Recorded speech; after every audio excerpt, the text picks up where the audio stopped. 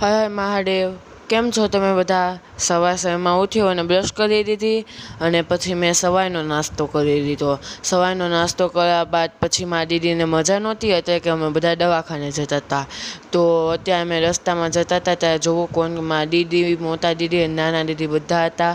પછી અમે દવાખાને ગયા તો દવાખાને ડૉક્ટરે કીધું કે આ ઉનાળાની ગરમીના કારણે આવું થઈ ગયું છે। અને પછી હું તમને મંદિર બતાવતો હતો અને ઘરે પછી પૂછતા હતા મમ્મી કે શું થયું છે, અને મમ્મી ભીંડો સુધારતા હતા। પછી મેં છાવા મૂવી જોતા હતા અને તમે પણ જોજો, બહુ મસ્તીનું છે।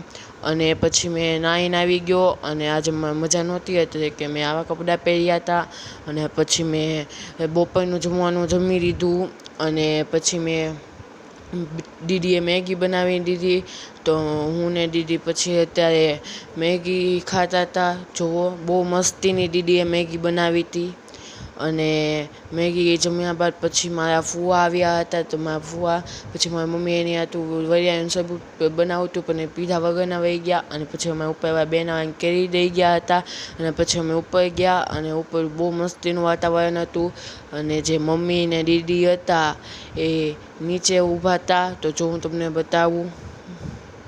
અને પછી રાતનું ભોજન થઈ ગયું તો મેં રાતનું ભોજન કરી લીધું અને પછી અત્યારે હું મારા નાની બાને મૂકવા જતો હતો અને અહીંયા હું તમને બધું બતાવતો હતો કે હોટલ ને એવું બધું તમને બતાવતો હતો અને અત્યારે અમે જઈએ છીએ અને પાસોડા પાટિયા અને અત્યારે આ જોવામાં ગોળાનું છે, DN ગોળાવાળાનું અને અહીંયા અમે બધા હારે ચાલતા હતા અને પછી અમે પહોંચી ગયા અને અમારે એકે વાતે બસ નહોતી આવતી।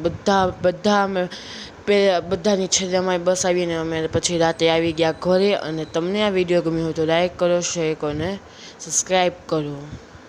અને એ વહી ગયા તમને ગમતું નહોતું